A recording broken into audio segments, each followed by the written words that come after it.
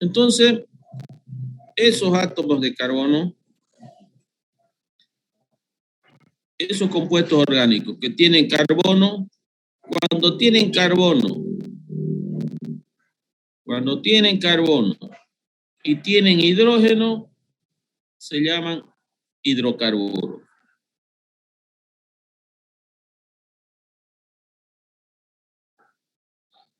Y los hidrocarburos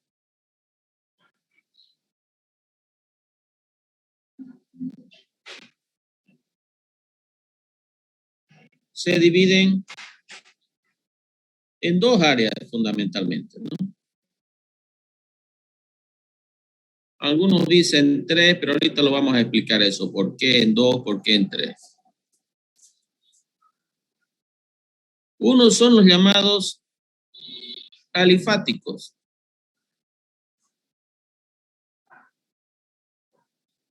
Y los otros son aromáticos.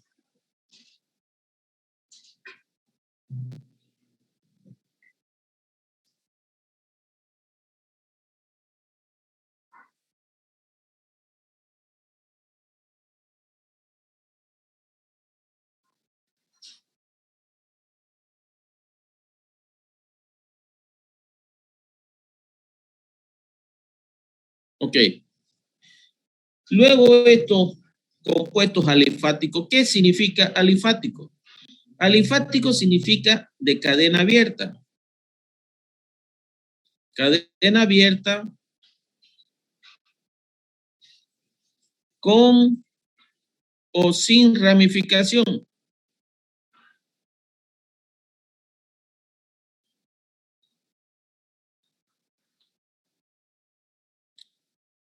Ok, entonces por decirle, aquí tenemos todos esos compuestos orgánicos. Aquí no le voy a estar colocando todos los hidrógenos, pero donde hay una rayita significa que hay un hidrógeno. ¿Por qué? Porque como dice aquí, solamente está constituido por carbono e hidrógeno. ¿Ya se ve? Ahí.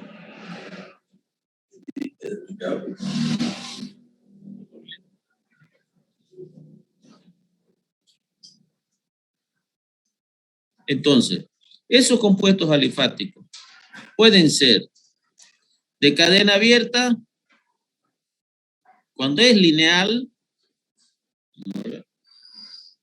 o pueden ser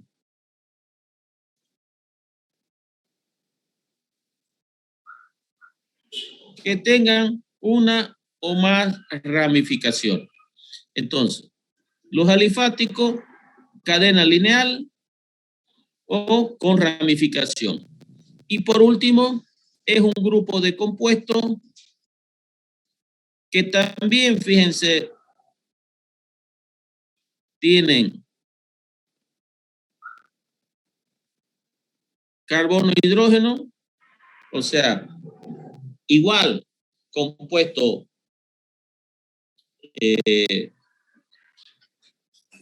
a este grupo de compuestos, igual se le llama alifático, pero dentro de la clasificación de lo que se llama alicíclicos. ¿Ok? Entonces, fíjense, los alifáticos, cadena lineal con ramificación, o tienen o están cerrados formando un ciclo. No, nosotros estos tres los vamos a estudiar. Lo que no vamos a estudiar, por ejemplo, es otro grupo de compuestos, por ejemplo, que tiene oxígeno, carbono, carbono y carbono. A esto se le llama heterocíclicos. Pero estos no los vamos a estudiar.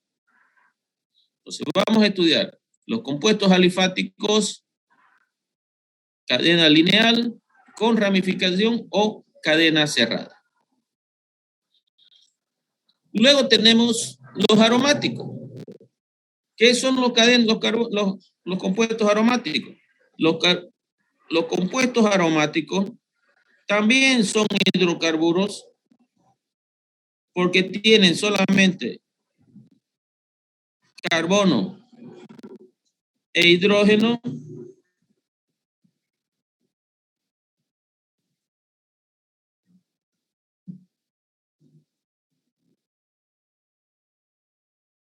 Dice carbono, hidrógeno, pero ese compuesto se llama benceno. Entonces, los compuestos aromáticos son todos aquellos derivados de la molécula del benceno. Esto también vamos a ver. Y nosotros los vamos a estudiar en un capítulo separado. Ok. Vamos a ver.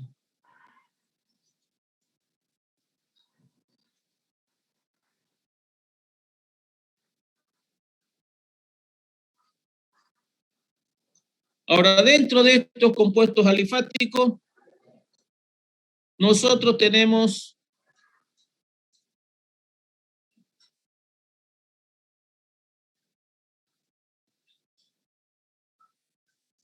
vamos a colocarlo de esta manera.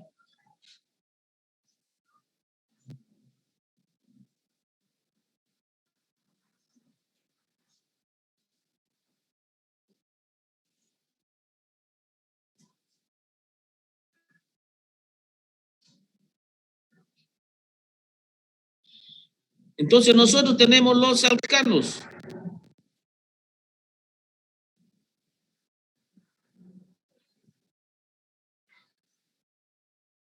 Entonces tenemos los alcanos.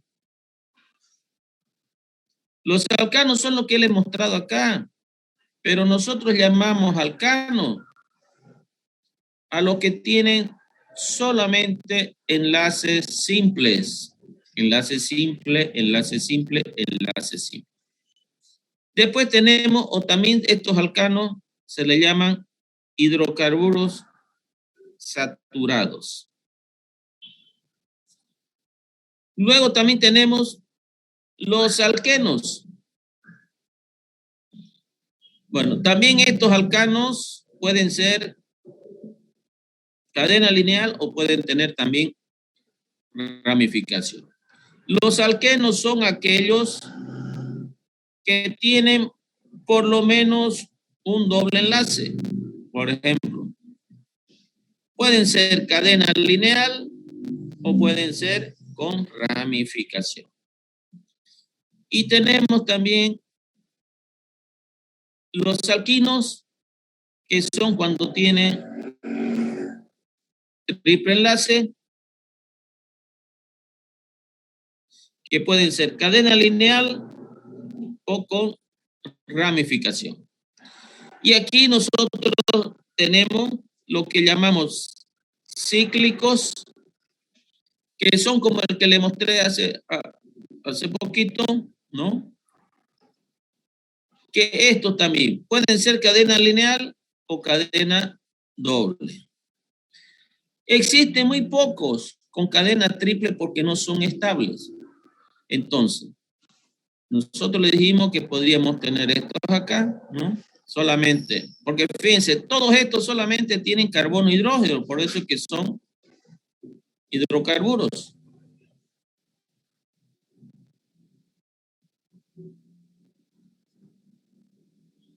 A esto también se le llama ciclo alcanos y a estos se llaman ciclo alquenos. Entonces, hasta aquí nosotros vamos a dar lo que se llama el primer parcial. Perdón, esto vamos a dar el segundo parcial. El primer parcial es la unidad 1 y unidad 2. Y esta es la unidad 3 y 4. Entonces vamos a ver todo eso en una unidad. Ok.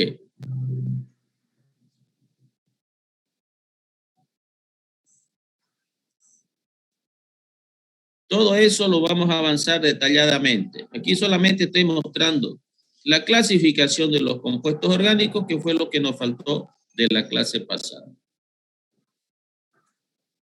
Por otro lado, tenemos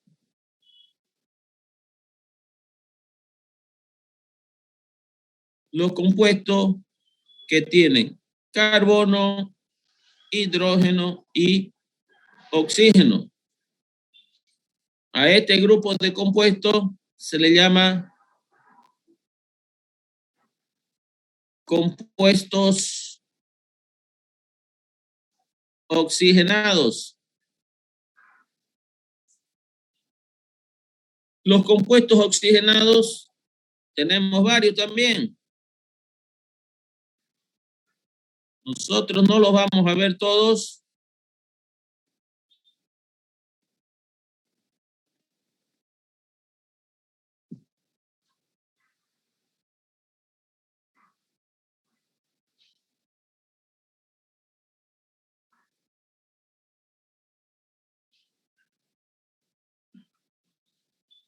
Entonces, compuestos oxigenados tienen carbono, tienen hidrógeno, tienen oxígeno.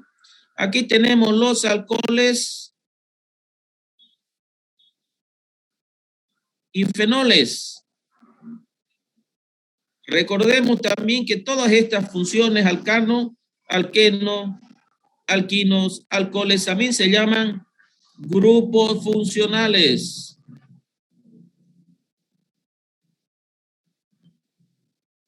Ok, los alcoholes son esos alcoholes que pueden ser de cadena lineal, donde tiene el grupo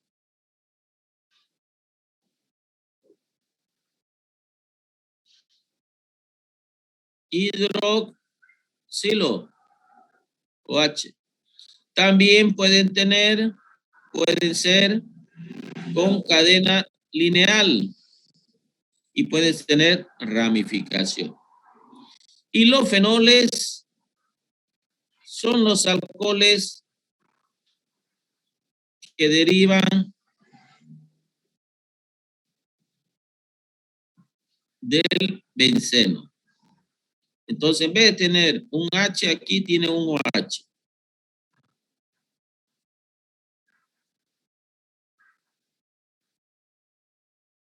Entonces, fenol, porque tiene un OH acá. Luego tenemos otro grupo de compuestos oxigenados, tenemos los aldehídos.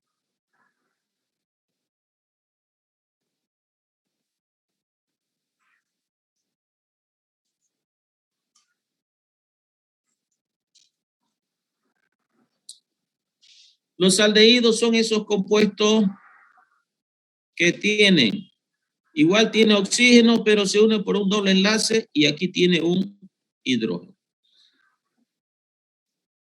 A este carbono se lo llama carbono carbonilo. Carbonil.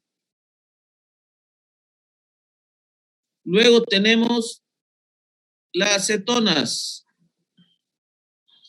La cetona también tiene un doble enlace con el oxígeno, pero a ambos lados tienen carbono, mientras que los aldehídos solamente en un lado tienen carbono y el otro lado tiene oxígeno. Igual carbono carbonilo. También tenemos los ácidos carboxílicos. Los compuestos carbonos carboxílicos son igual, tienen un doble enlace con el oxígeno, pero aquí tiene un grupo hidroxilo. Este de aquí, si tenemos tiempo, lo vamos a ver.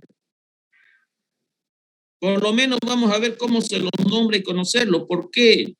Porque la mayor parte de las reacciones químicas de los alcoholes y de los aldehídos y de la acetona se obtienen ácidos carboxílicos.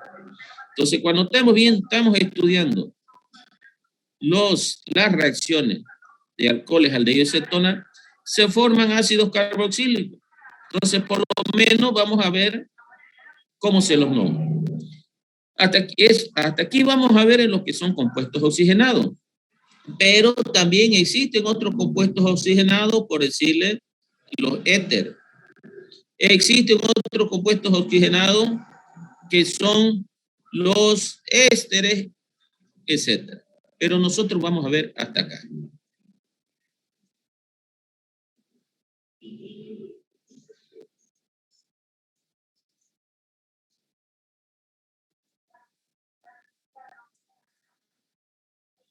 Existe otro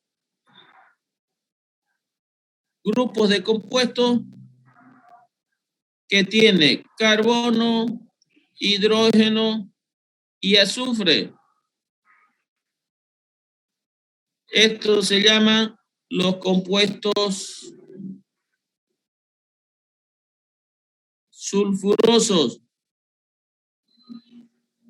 Nosotros no los vamos a ver. ¿Cuáles son los compuestos sulfurosos? Los que tienen el azufre unido en cualquiera de estas moléculas. Repito, no vamos a ver. Y por último tenemos otro grupo de compuestos que nosotros no vamos a ver también. Son los compuestos que tienen carbono, hidrógeno y nitrógeno. Estos sí son bastante importantes, pero eso solamente lo ven los que llevan orgánica 2 y son las aminas y las amidas. Repito, nosotros no vamos a ver esto.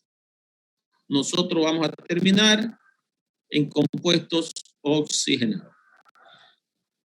Todo lo que son compuestos oxigenados es el tercer parcial. Ok, eso es lo que quedaba para terminar el capítulo pasado. Ahora vamos a ir a ver el capítulo 2.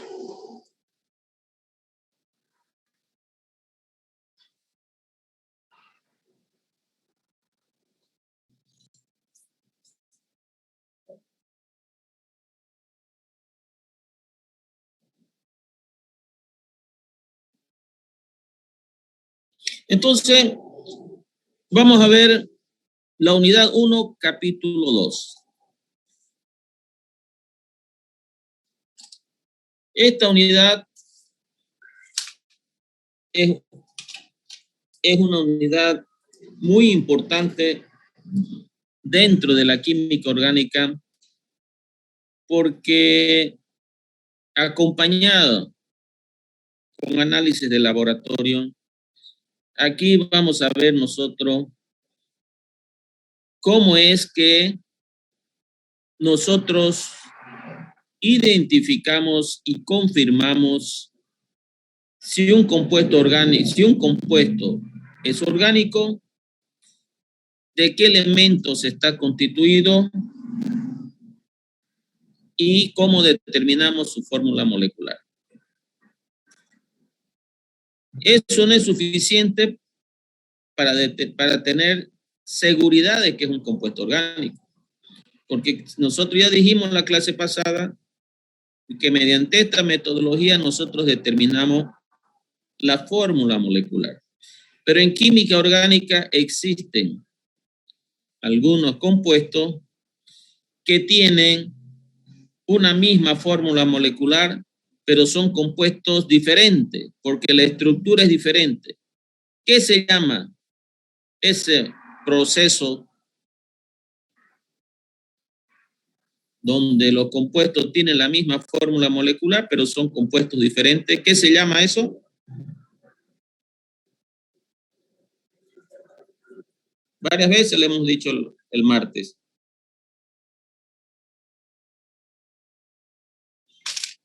¿Nadie recuerda? Y eso que yo le subí ya el capítulo 1, quiere decir que uno le sube los temas y ni siquiera los lee. Y es algo que diferencia a los compuestos orgánicos de los compuestos inorgánicos. Bueno, eso se llama isomería. Ustedes recuerden que yo les dije también que había unos puntos que se ganaban por la participación, ¿no? Ok.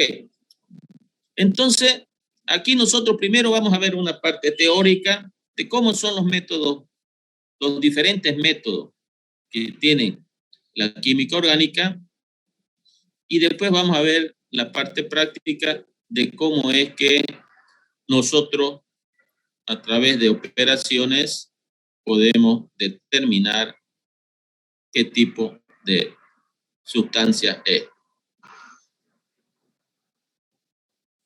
Miver Villafuerte. ¿Miver es tu nombre? Sí, Miver es mi nombre. Ok. Bueno, para los que no han asistido a las clases pasadas, yo le dije que siempre esté su nombre como está escrito, como está inscrito, no importa, ¿no? El primer nombre y un apellido es suficiente, porque la lista ya se queda grabada en el mismo Zoom, la asistencia, ¿no? ¿Podría, por favor, leer? No olvide que sea claro y no sea rápido, ¿no? Porque ahí cada punto seguido o aparte usted para que yo haga un complemento.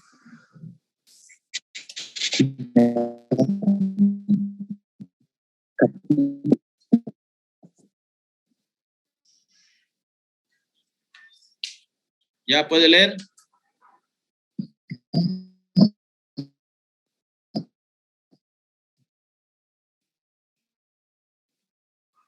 Miver, ¿me escucha? Parece que tiene problema con su internet.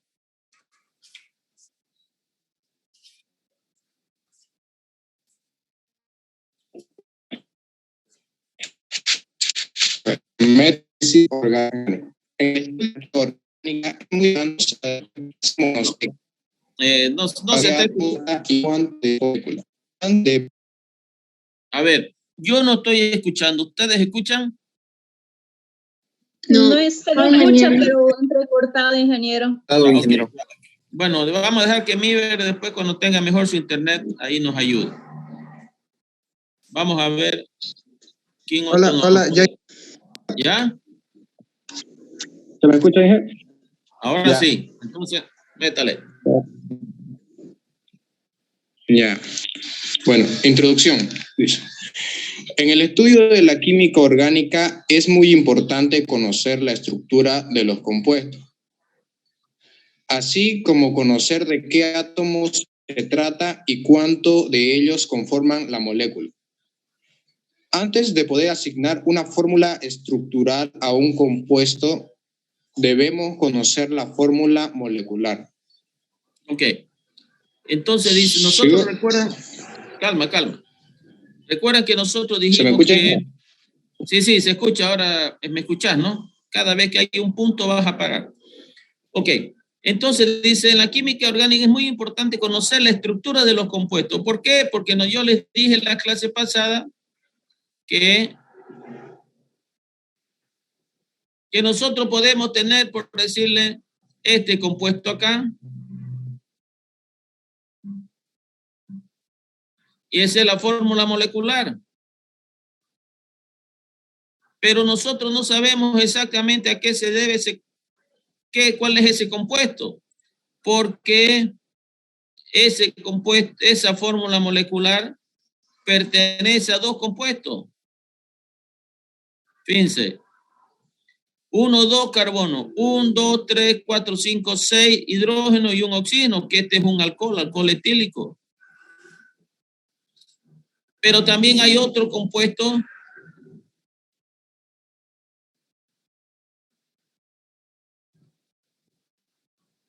que tiene 1, 2, 3, 4, 5, 6 hidrógeno, un oxígeno y 2 carbonos.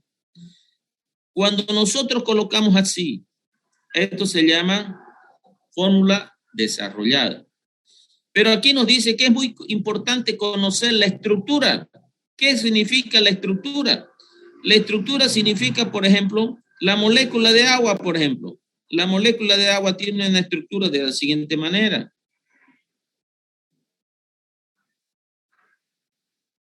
Entonces, ¿a qué nosotros decimos fórmula estructural? Ahorita vamos a ver eso, ¿no? A eso se refiere la estructura. Es donde nos indica de qué elementos está constituido, qué ángulo forman entre cada uno de ellos. ¿Por qué? Porque si nosotros decimos que determinamos la fórmula molecular, nosotros no identificamos muy bien el compuesto. Y nosotros dijimos que más de 300.000 compuestos orgánicos nosotros podemos conocer cada Cada año, dijimos, ¿no? Más o menos aparece en esa cantidad.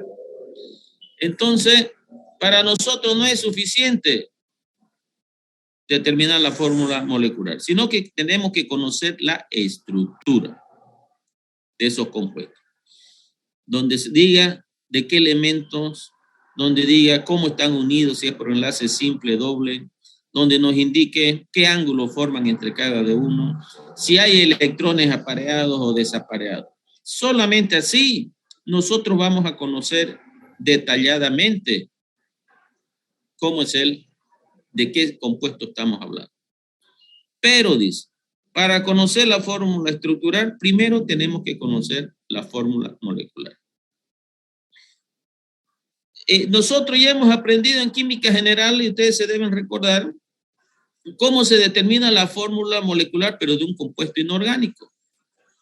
Aquí vamos a aprender cómo se determina la fórmula molecular, pero de un compuesto orgánico.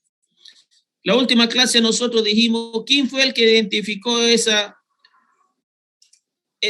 método para saber si es un compuesto orgánico y de qué elementos está constituido? ¿Recuerdan quién fue la persona que desarrolló esa metodología?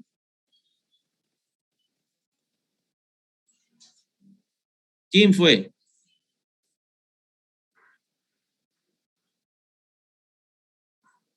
O sea, cero, ¿no? Pareciera que, fíjense, solamente para que no piense que yo estoy mintiendo.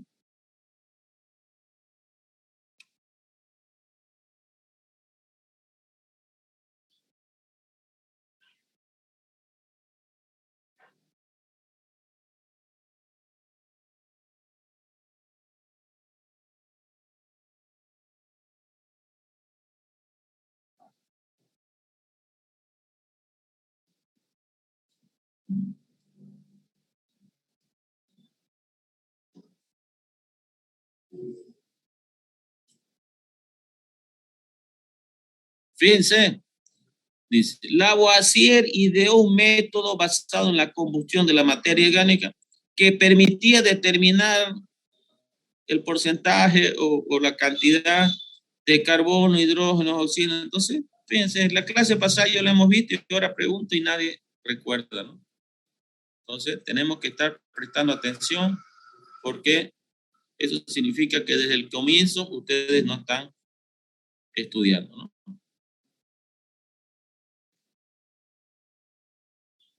Ok. Antes, siga, Miver. Ya, sigo, ingeniero. Análisis orgánico. Cuando realizamos un análisis orgánico, pretendemos realizar la identificación de los compuestos orgánicos puros, los elementos que constituyen y la separación e identificación de los componentes de algunas mezclas. En la identificación de un compuesto orgánico desconocido es necesario seguir algunos pasos. Ok, entonces aquí dice, cuando realizamos análisis orgánico, pretendemos la identificación de los compuestos orgánicos puros, porque cuando no son puros es muy fácil. Nosotros agarramos nos entregan una muestra y nos dicen, quiero saber si es un compuesto orgánico. Es muy simple, nosotros le echamos agua y lo mezclamos. Si se mezclan, decimos que es inorgánico, porque los inorgánicos son solubles en agua. Pero si no se mezclan, entonces decimos orgánico, porque los compuestos orgánicos no se mezclan en el agua. Ustedes agarran a gasolina y le echan agua, entonces van a ver que no se mezcla, entonces decimos, esta muestra es un compuesto orgánico. Entonces aquí esta metodología nos indica para conocer los compuestos orgánicos puros. Y para hacer eso, se necesita seguir 3 pasos. Ahora, es bueno resaltar que ya existen algunos instrumentos, unos equipos sofisticados, donde uno inyecta casi con una jeringa esa de inyección, una muestra a un equipo, y el equipo no le dice exactamente de qué producto estamos hablando, pero le muestra unas curvas, donde nos muestra esas curvas las cantidades porcentuales que tiene, si tiene carbono, si tiene oxígeno, si tiene hidrógeno, ya nos los muestra directamente. Pero esos equipos son muy sofisticados. Por ejemplo, aquí nosotros en nuestra universidad no tenemos ese equipo y es muy caro. Entonces nosotros seguimos otro procedimiento y es lo que nosotros vamos a ver ahora. Entonces dice, lo primero, se siguen 3 pasos. ¿Cuál es el primer paso?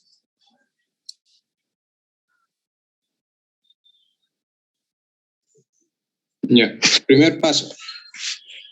Obtener información sobre la naturaleza del compuesto mediante ensayos preliminares, seguido de la información de sus constantes físicas.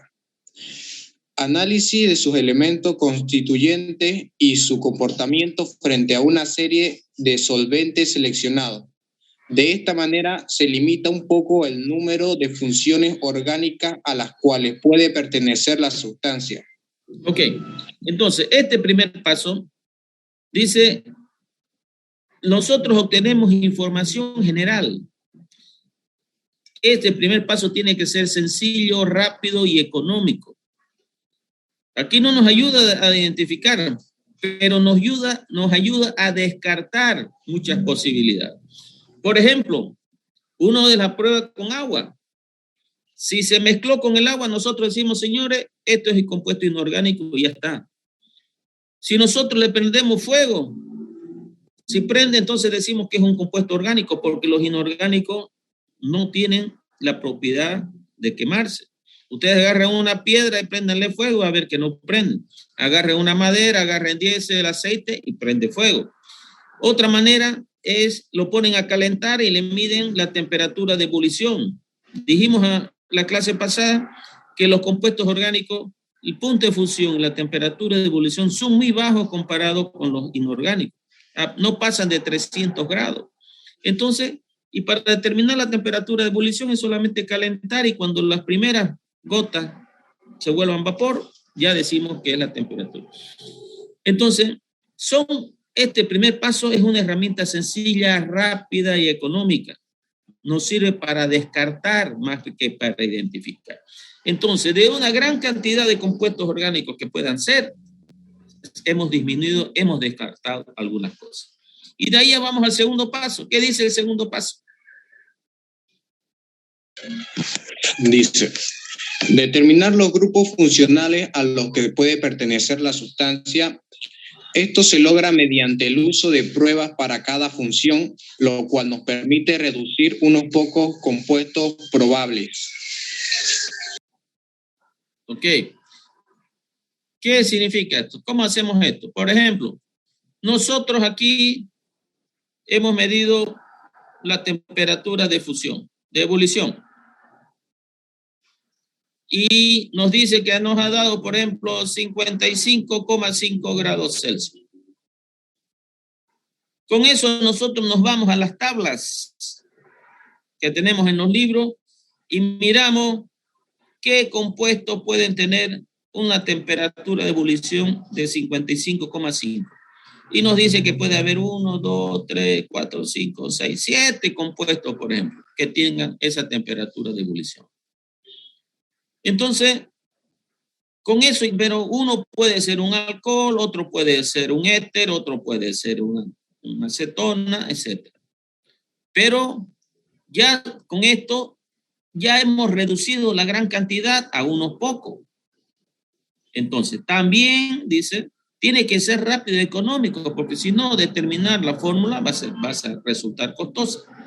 Si existen muchos, entonces, ¿qué hacemos? Seguimos calentando y vemos la temperatura de fusión. Igual vemos, por ejemplo, temperatura de fusión 270 grados Celsius. Entonces vemos quiénes tienen esta temperatura de ebullición y quiénes tienen esa temperatura de fusión. Y de repente ahora se reduce a 4. Entonces decimos, ¿cuál de estos 4 puede ser? Ahí ya vamos al tercer paso. ¿Qué dice el tercer paso? Dice, finalmente, por medio de reacciones químicas específicas para los compuestos que hemos dado como probable y mediante la preparación de derivados apropiados, se identifica la sustancia. Ok. Entonces, el tercer paso dice, más que todo es confirmación. Entonces yo tengo por decirle, Vamos a suponer que uno de ellos sea que tengan esa temperatura de ebullición y esa temperatura de fusión, vamos a suponer que sea un alcano, un alquénol, ¿ya? Enlace doble. Pues vamos a suponer que pueda ser también un aldehído, o puede ser que sea, por decirle, un alcohol. Entonces, ¿qué hacemos nosotros? Nosotros vamos a hacer reaccionar con un halógeno, por decirle con cloro. Cuando reacciona con cloro, el compuesto, sí, los alquenos reaccionan con cloro, pero los aldehídos no reaccionan con cloro y los alcoholes no reaccionan con cloro. Entonces, cuando reacciona con cloro, se va a formar un compuesto de esta manera, por decirle, ¿no? Y ahí va a venir un cloro. Va a sacar un más HCl. Como se ha formado HCl, entonces es ácido. Entonces nosotros sabemos que el pH va a ser ácido. Entonces nosotros medimos el pH y decimos ácido. Entonces ha reaccionado, decimos. Pero ¿qué va a pasar con estos dos de acá? No va a pasar nada. Antes de la reacción le medimos el pH, por ejemplo, y es el mismo. Entonces, ¿qué significa que no ha reaccionado? Y aquí también, si medimos el pH antes y después de la reacción, significa que no ha reaccionado. Entonces, lo que hacemos aquí a través de reacciones químicas específicas, vemos si ha tenido reacción. Y nosotros ya sabemos, por lo que hemos estudiado, que dice, los alquenos reaccionan con los halógenos. Los aldehídos no reaccionan y los alcoholes no reaccionan. Entonces digo, voy a probar con este y voy a ver si ha reaccionado. Entonces, este primer paso es un paso de confirmación. Entonces, si habían 4, ahora ya yo sé cuál es el producto. Reacción de confirmación. Pero nosotros sabemos, por decirle, que es un alqueno, pero todavía no sabemos la fórmula molecular. Aquí hemos identificado, como se dice, cualitativamente, no cuantitativamente. Cuantitativamente vamos a ir ahora ver más adelante. Antes de continuar, vamos a ver una partecita que eso uno lo ve en química general, pero hay muchos que no la ven, por eso que yo le he puesto al final de este capítulo, yo he puesto esa parte.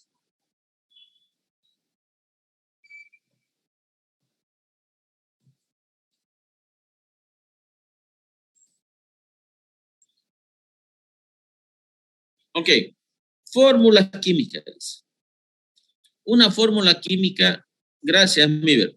Una fórmula química, dice, es la representación gráfica de las moléculas de una sustancia química o de la molécula, ¿no? Pueden ser las, plural o singular, ¿no? Para una misma sustancia existen distintos tipos de fórmulas o existen distintas formas de representar, cada una de las cuales proporciona información diferente. Y dependiendo para qué nosotros queremos o qué nosotros queremos mostrar.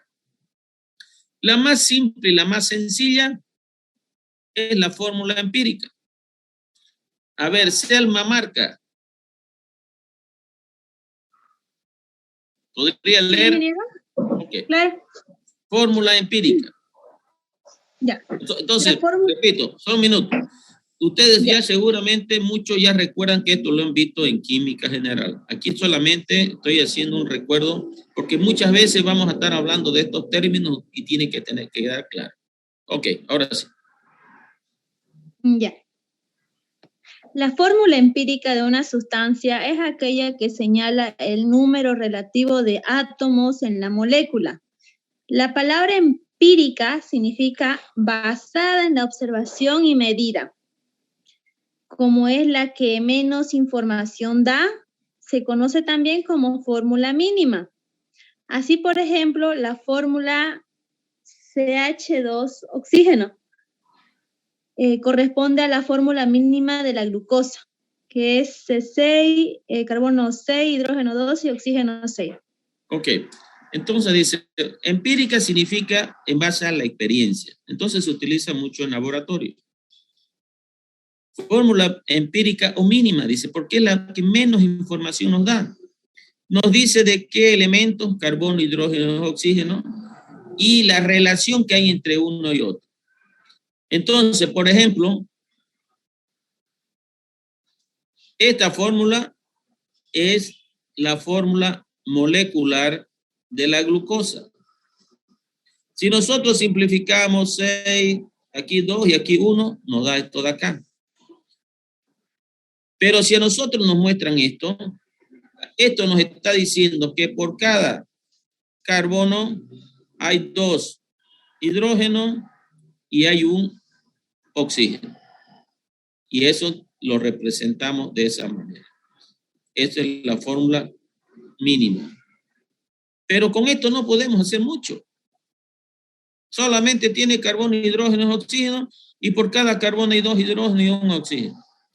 No nos da mucha información. Lo único que nos dice que este es un compuesto orgánico porque tiene carbono elemental. Pero es importante porque lo primero que se hace en un laboratorio mediante ensayos es determinar la fórmula empírica. Entonces no nos da mucha información, pero nos sirve de base para determinar las otras fórmulas. Siga. Fórmula molecular. A ver, es la fórmula química que indica el número y tipo de átomos distintos presentes en la molécula. La fórmula molecular es la cantidad real de átomos que conforman una molécula. Ejemplo, el carbono 2, hidrógeno 6.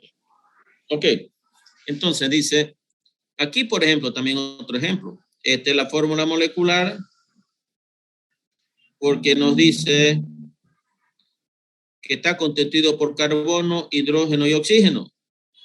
Y nos dice la cantidad exacta. No nos dice que es 1 por cada carbono y 2 hidrógenos y un oxígeno. No, nos dice, este compuesto glucosa contiene 6 carbonos, 2 hidrógenos y 6 oxígenos. Para los compuestos inorgánicos, por decirle, nosotros podemos decir 2 hidrógenos,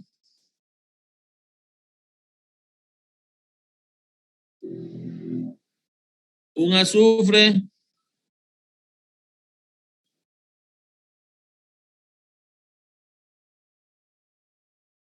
cuatro oxígenos. Entonces, esa es la relación.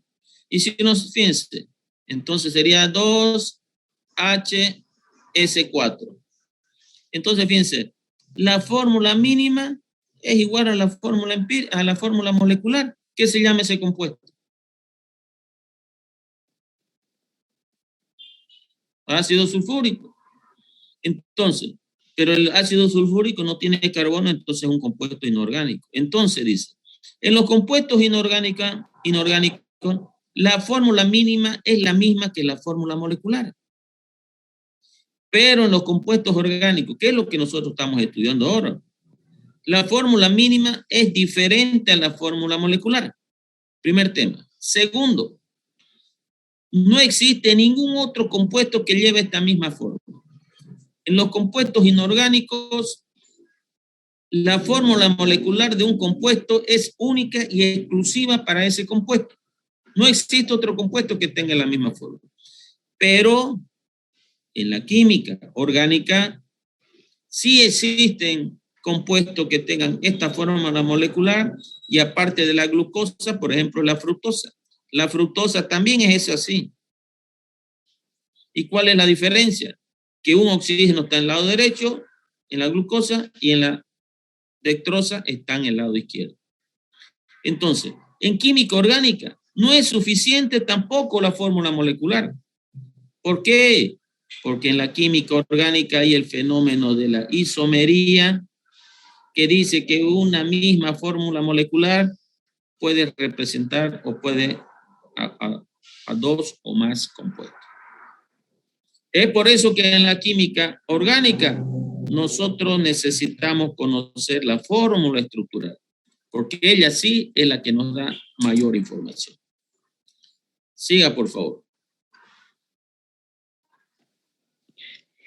Fórmula esquemática o estructural. Dice acá, son aquellas que muestran adecuadamente una representación tridimensional de la ordenación o distribución de los átomos en la molécula. Es decir, ¿cuáles son las posiciones que ocupan unos átomos con relación a los otros? En las que nos da mayor información, nos dice qué elementos conforman el compuesto, en qué cantidad exacta y nos muestra los enlaces. Ejemplo, la fórmula estructural del ácido fumárico. Ok, entonces dice, la forma esquemática o estructural es la que mayor información nos da. Nos dice de qué elemento. Aquí nos dice 1, 2, 3, 4 carbono, por ejemplo. Nos dice que tiene 4 oxígenos y nos dice que tiene 2 hidrógenos.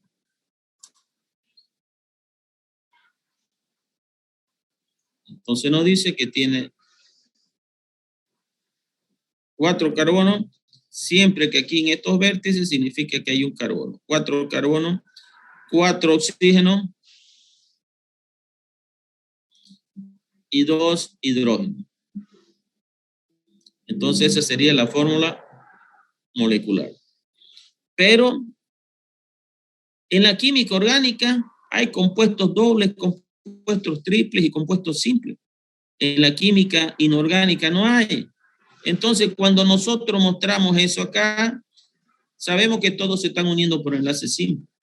En cambio, en química orgánica, nosotros vemos que hay enlace doble. Entonces, la fórmula estructural nos dice si son enlaces simples, enlaces dobles. ¿De qué ángulo está acá? ¿Qué ángulos son las que se forman entre los enlaces? Existe otro compuesto químico que tiene esa figura, ahorita les voy a mostrar. Por ejemplo.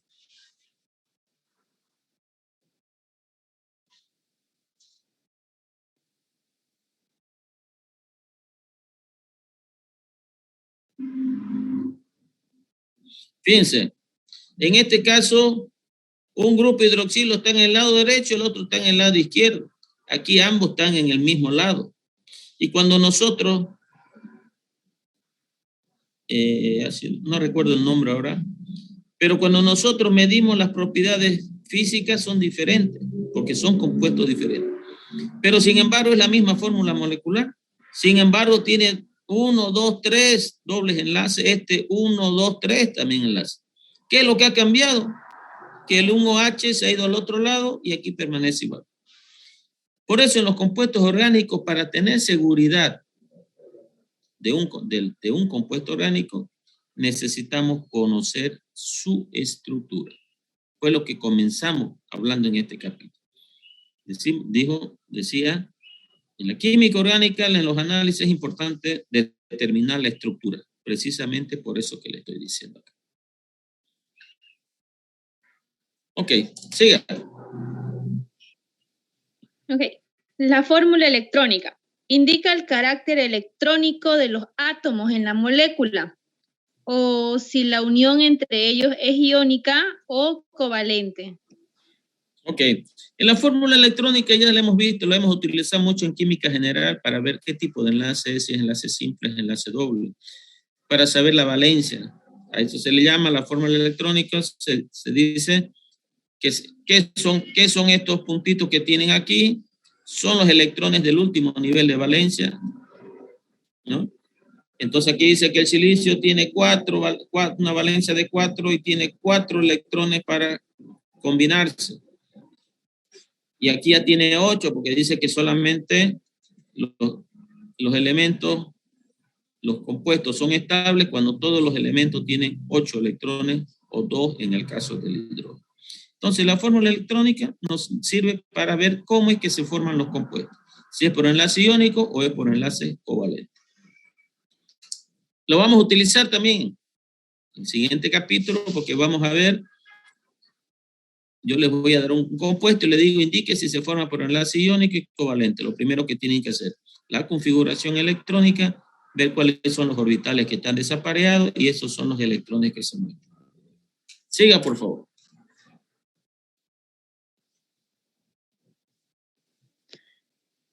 Fórmula condensada. nos muestra en forma abreviada las moléculas que se repiten. Ok, entonces nos muestra de manera condensada las que se repiten, pero por decirle, es las que están aquí en el medio.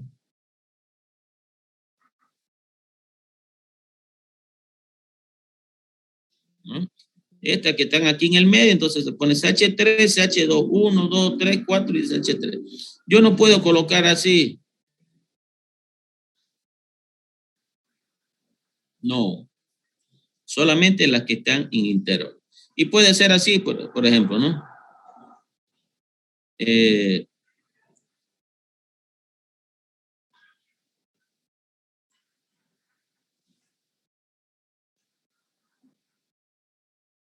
¿Ok? Entonces, perdón, aquí, ¿no? Entonces, siempre las que están en el medio. Pues, ¿para qué es cuando se utilizan estas fórmulas condensadas? Cuando la molécula es muy grande, por ejemplo, tenemos muchos átomos de carbono y no vamos a estar colocando todos los hidrógenos porque, por decirle, nosotros estamos mostrando unas reacciones y nosotros queremos solamente ver la reacción que se da en este compuesto. Para no estar colocando todo esto, entonces nosotros lo abreviamos, decimos, ¿ya? Y esas las vamos a usar también. Y por último, siga. Fórmula lineal-angular, esquelética o de barra.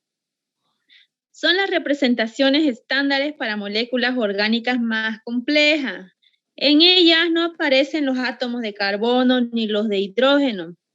Los átomos de carbono, que se representan con la letra C, se representan como los vértices, es decir, las esquinas y terminaciones de segmentos de línea que no estaban señaladas con ningún otro símbolo de elemento químico.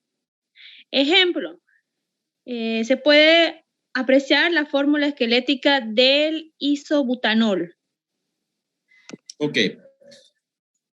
También esta fórmula química llamada lineoangular o esquelética o de barra, más comúnmente se utiliza de barra, ¿no?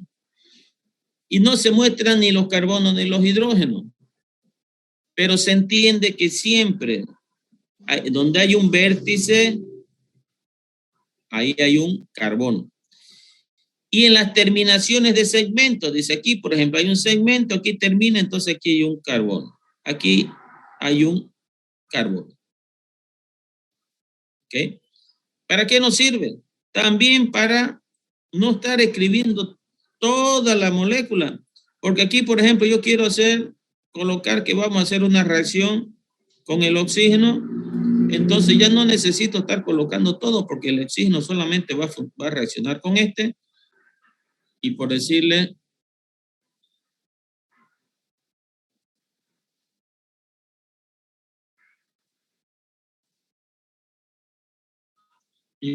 nosotros vamos a hacer así. Y aquí vamos a colocar oxígeno, por decirle, ¿no? Esto de aquí no cambia y no necesitamos estar, ya sabemos que aquí hay carbono y aquí hay carbono, y si hay un carbono va a tener 3 hidrógenos. También la vamos a utilizar.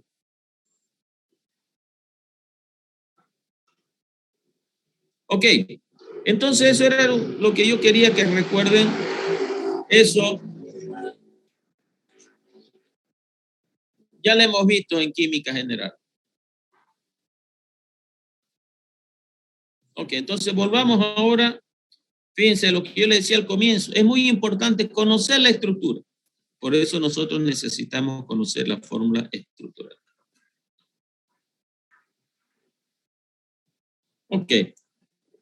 Entonces ahora vamos a ver, ya vamos a comenzar a ver cómo es un análisis elemental. ¿A qué se le llama análisis elemental? Análisis para determinar cada elemento, dice, ¿no? O sea, si tiene carbono, si tiene hidrógeno, ¿no? Sebastián Farel.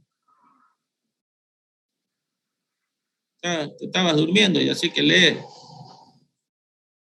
¿Ok? Análisis elemental.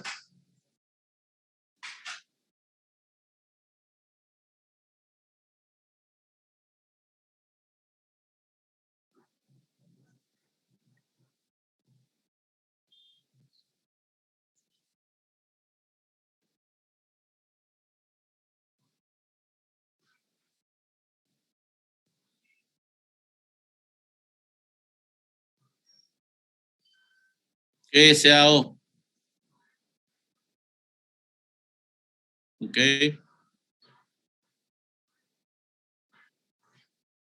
Ok.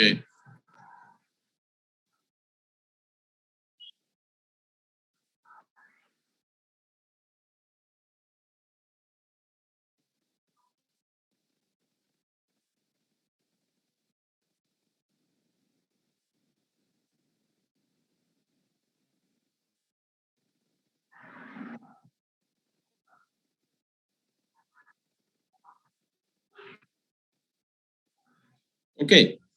Entonces,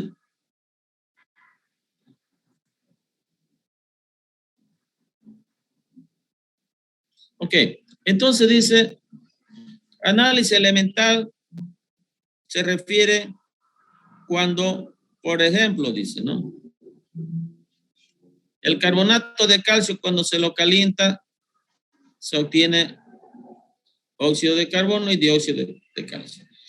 Esto hay mucho, si ustedes van por aquí para el lado de Samaipata, antes de llegar al torno en el lado izquierdo, hay una zona que se llama Bermejo, no sé qué. Ahí ustedes van a ver que hay siempre hay un humo, así dice, hay un horno, dice, uno piensa que es una cerámica, pero en realidad no. Ahí lo que hacen es, llevan al cocimiento la arcilla, que es el carbonato de calcio, el dióxido de carbono es un gas, se va y queda el óxido de calcio. ¿Para qué se le utiliza el óxido de calcio? Es la famosa cal de la construcción. El óxido de calcio más agua se forma el hidróxido de calcio, que es lo que lo utilizamos para la construcción. Pero dice,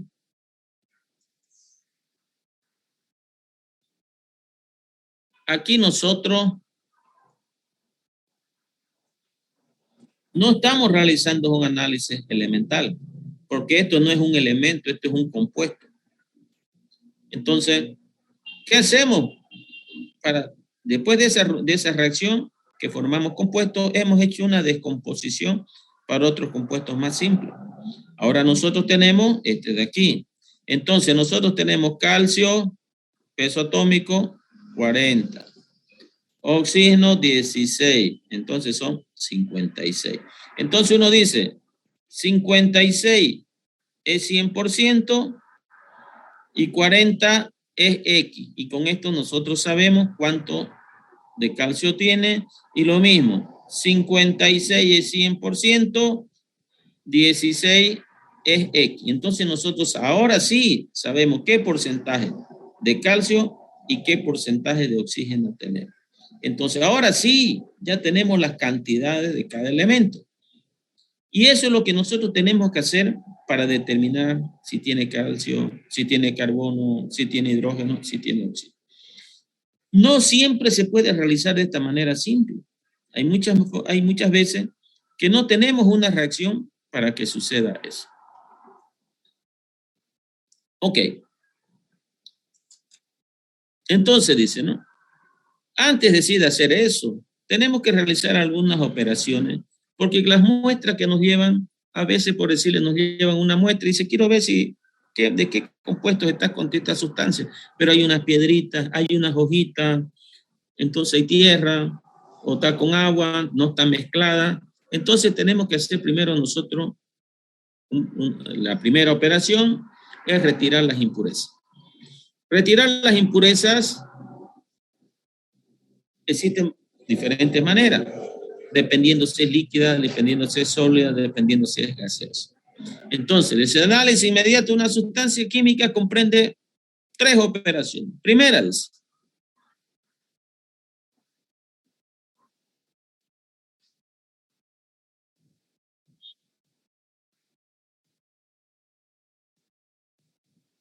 Ok, por ejemplo, a nosotros nos llevan en un recipiente un líquido así espeso. Entonces nosotros, y vemos si se precipita. O sea, eso se llama decantación. Entonces nosotros ponemos un embudo con papel de filtro y lo filtro. O a través de una centrífuga, decantación, filtración y centrifugación son operaciones de separación líquido-sólido. Entonces, cuando nosotros vemos que hay sólido y hay líquido, entonces utilizamos esa operación. Cuando, o sea, a eso se llama operaciones mecánicas. Cuando las muestras que nos llevan, por decirle, ambas son líquidas, utilizamos la segunda operación. ¿Qué se llama? Siga.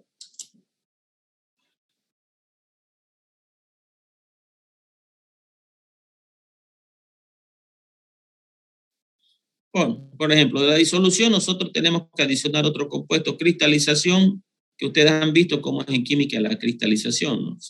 La destilación, por decirle, nosotros tenemos una muestra, a esa muestra se le prende fuego y después se pone un condensador y se condensa, ¿no? Entonces aquí separamos, ¿no? El alcohol con agua, por ejemplo, nosotros podemos separarlo de esa manera. Entonces, operaciones mecánicas cuando son sólidos líquidos y física cuando son líquidos líquidos. Vamos al tercero, operaciones químicas.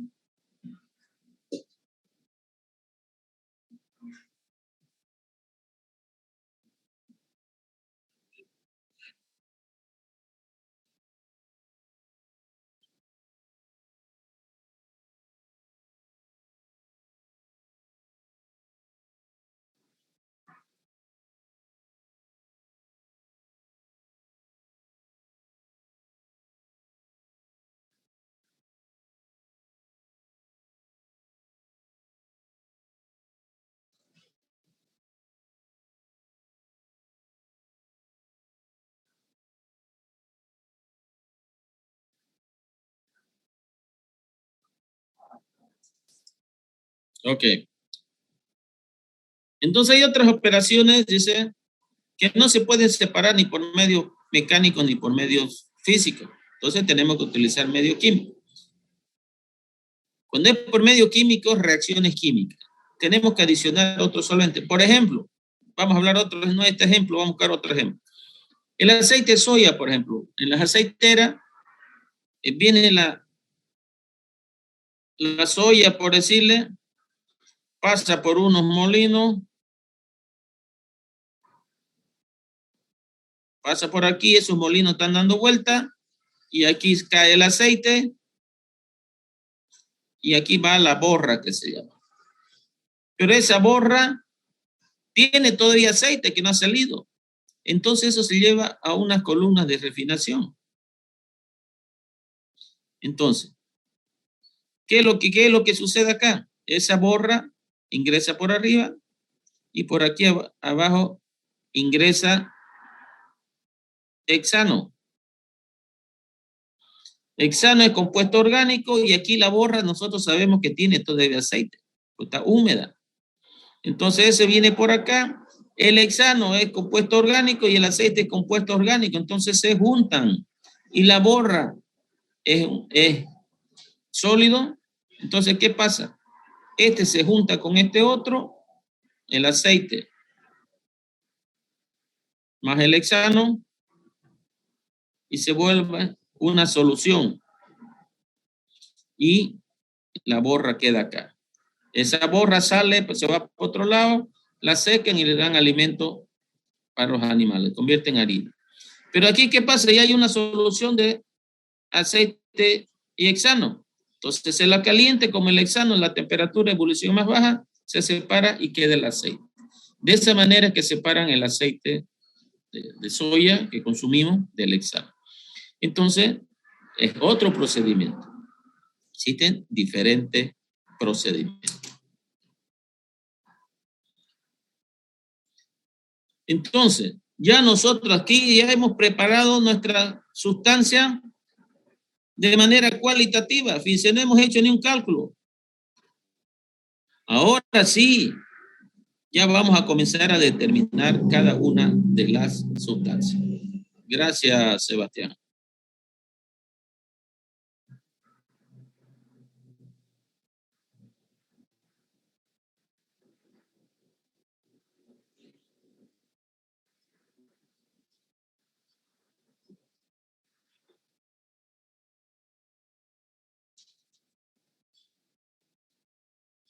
Irene Alejandro. ¿Puede leer?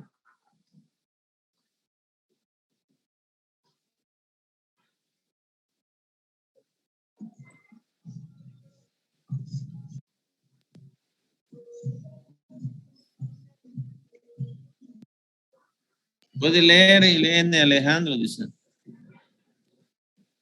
Sí. Ok, vamos entonces. Análisis elemental cualitativo.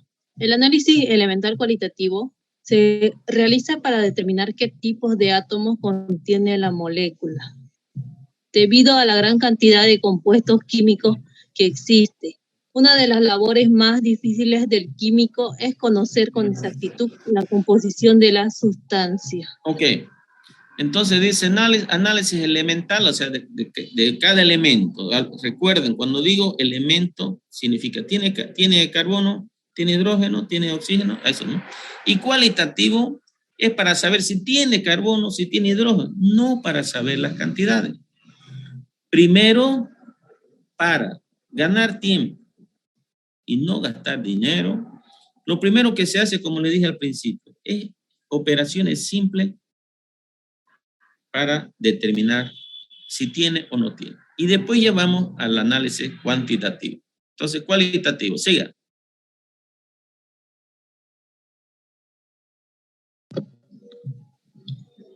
En su trabajo, lo primero que deben hacer es conocer con exactitud las propiedades, tanto físicas como químicas, que caracterizan a los elementos y a los compuestos. Para realizar su labor, el químico analítico contó durante muchos años solo con un reducido número de técnicas, generalmente muy rudimentarias. Esta situación ha cambiado de forma sustancial en los últimos años, gracias al descubrimiento de instrumentos que proporcionan una información más rápida y precisa. Ok, entonces lo que dice aquí que ahora es mucho, se facilita mucho más. Estos instrumentos permiten evaluar fenómenos no observables directamente. Calma. Entonces, lo que nos dice acá es que ahora existen equipos, instrumentos que nos ayudan a facilitar este trabajo.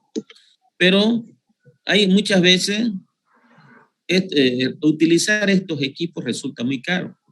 Por ejemplo, la carrera de ingeniería ambiental tiene un equipo ahí, un espectrómetro de absorción gaseosa que se llama, que sirve para determinar materiales pesados en el agua y en los desechos, por decirlo, ¿no? Materiales pesados, estamos hablando si tiene plomo, por decirlo, ¿no? Entonces, pero más o menos, si nosotros queremos utilizar ese equipo, nos sale como $300 solamente determinar, porque primero hay que calibrar, poner una lámpara que se llama, si queremos determinar plomo, entonces poner una lámpara para plomo y calibrar y después analizar. Entonces muchas veces resulta un poco caro. Entonces nosotros tenemos que primero ver algunas técnicas que sean más sencillas, rápidas y que de bajo costo. Antes no habían los equipos, entonces no quedaba otra que realizar esas técnicas, por eso demoraba mucho más de determinar de qué elementos estaba. Ahora sí, sigue.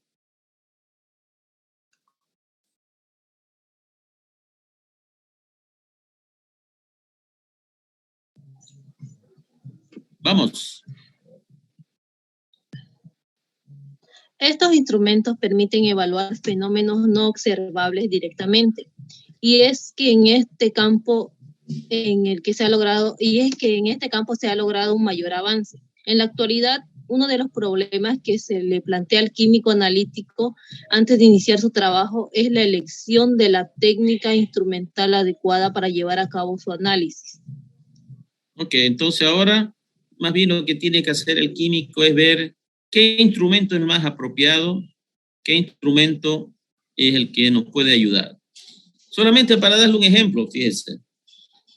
Yo me fui a trabajar, mi primer trabajo fue en el Ingenio La Bélgica. Y claro, yo era muy joven, cuando me gradué de 23 años, ya era ingeniero y estaba trabajando. Entonces, obviamente yo no tenía práctica, no tenía mucho conocimiento, aunque había hecho mis prácticas un ingeniero azucarero, pero me decían, los operarios que trabajaban ahí ya tienen pues 30 años de experiencia, más de 20 años, ¿no? Ya conocían. Entonces, cuando nosotros queríamos, si ya se estaba formando el grano de azúcar, ya estaba bien, entonces yo agarraba una muestra, me iba al laboratorio, hacía mi ensayo, ya volvía y decía, ya, dice, ahora hay que descargar. Y había tardado, por decirle, 20 minutos o media hora. Y ellos se reían. Está bien, ya lo descargamos, me decía. Porque si hubiéramos esperado que usted vuelva, ya se hubiera quemado, me decía, ¿no? ¿Y qué hacían ellos? Sacaban una muestra, lo metían en la lengua y pan decía, falta un poquito. Entonces, ¿por qué? Porque es la experiencia, la experticia de los tipos, ¿no? Y se reían de mí, por suerte, buena gente, ¿no? Porque yo, como el ingenierito, me decían, yo, Juan, carrera, laboratorio, todavía un poquito más. Y ellos, claro, tantos años de experiencia. Entonces, en los laboratorios de análisis químico es muy importante la experiencia, porque eso ahorra tiempo y ahorra dinero, porque ya ellos más o menos meten a la boca, lo huelen y ya más o menos saben de qué puede ser, ¿no? Siga, por favor.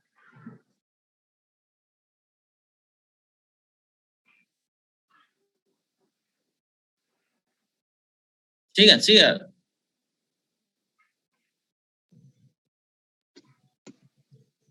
En una sustancia, la presencia de carbono e hidrógeno se detecta por combustión, un calentamiento con óxido de cobre que convierta al carbono en dióxido de carbono y al hidrógeno en agua. Ok, por ejemplo, nosotros esta técnica vamos a seguir. Primero vamos a determinar si tiene carbono e hidrógeno. Eso se lleva a la combustión y si tiene carbono, hidrógeno y oxígeno también por combustión, porque determinamos carbono e hidrógeno y le restamos 100, significa que la diferencia es oxígeno. Esto lo vamos a ver en la próxima clase de manera práctica, a través de unos ejemplos. Siga. Un halógeno, el nitrógeno y el azufre, enlazados covalentemente, deben convertirse en iones inorgánicos que pueden ser detectados por métodos ya conocidos. Puede lograrse esta conversión por cualquiera de estos dos caminos. El primero sería por medio de la fusión con sodio, un tratamiento con sodio metálico fundido. Y el otro sería por la oxidación de Schrödinger con oxígeno gaseoso. Ok, por medio de fusión con sodio es la que se hace normalmente en laboratorio.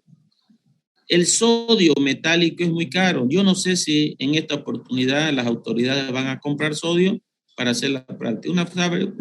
Una práctica muy bonita, pero el sodio es caro y yo no sé si van a comprar. Pero las otras nosotros las vamos a hacer de manera práctica. Okay. Siga, por favor. Ahora sí. Fíjense, aquí solamente análisis cualitativo, elemental. Ahora sí, análisis cuantitativo. Siga.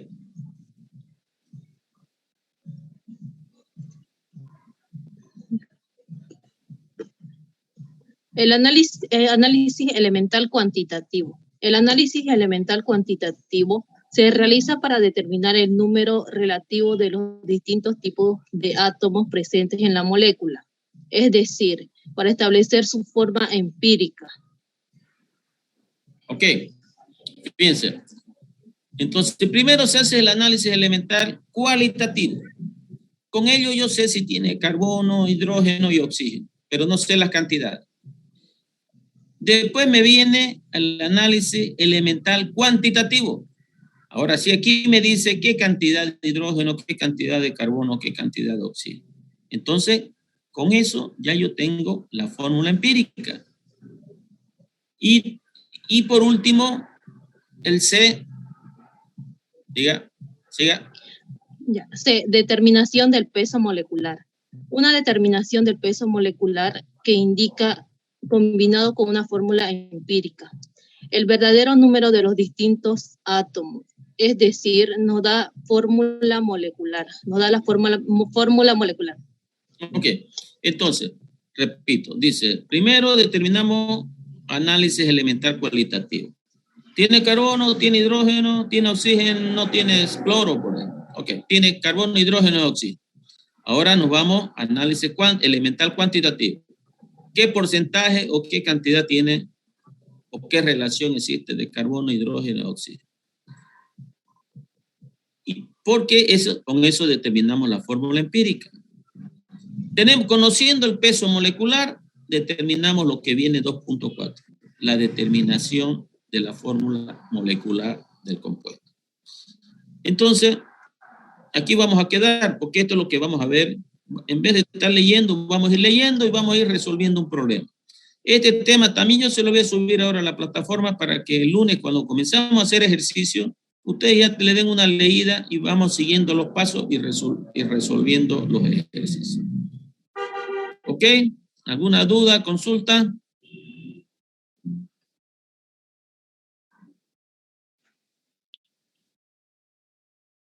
No hay duda, no hay... ¿Cómo? Todo claro. Perfecto, más claro que el agua, me alegra. Ok, entonces nos encontramos lunes, ya saben, 2 en punto comenzamos. No, yo voy a estar igual conectado un poquito antes, pero a las 2 en punto comenzamos, porque las clases son muy cortas, ¿no? Ok, nos encontramos lunes, hasta luego. Ok, ingeniero, hasta luego. Hasta luego, ingeniero. Hasta luego.